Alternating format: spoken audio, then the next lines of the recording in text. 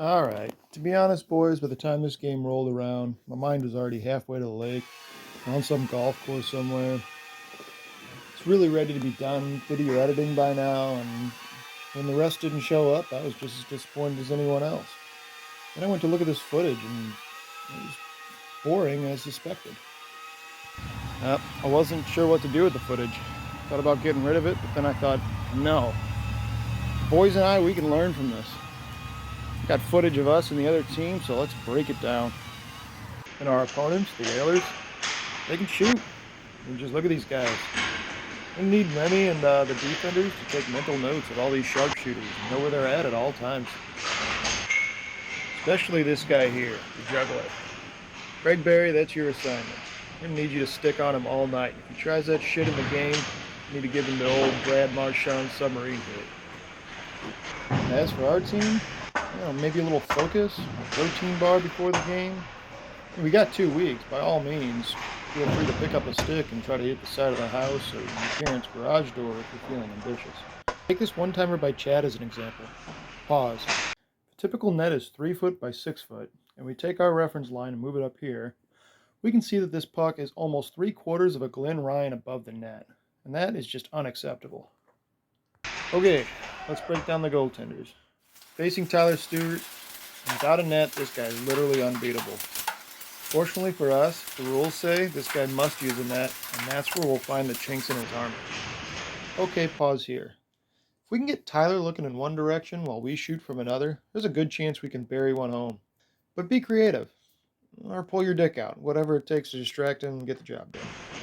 Pause. If we can get in behind Tyler, easy picking, boys. Try to do that.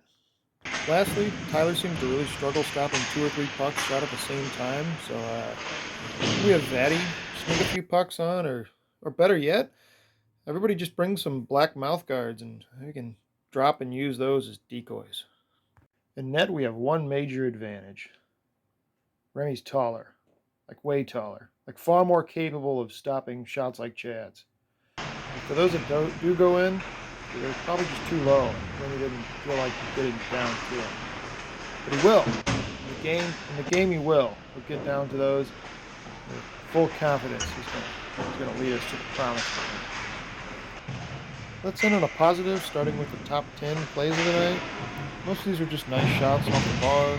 Most of them by Brian and Evan. But, I went between my legs. And then the top 3 are really where it started to shine. And talk a little bit about those.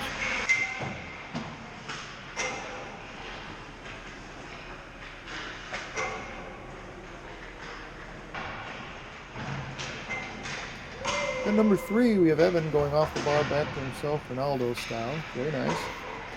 Number 2, I thought was going to be number 1 for the longest time. He's got a little give and go between Chad and Schwartz, and he goes bar down. Number 1 was the same play, but a backhanded pass for added difficulty. The shot's a little further out and drops to a knee and sends it to the land of steers and queers. Now for our Hardhead Award, which goes to Zach Knoll and Craig Berry.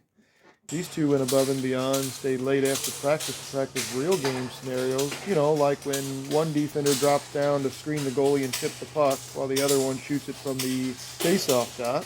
And I think we know who our starting defensive pair is now, with Zach Knoll trying to secure his spot on PP1 as the last man standing.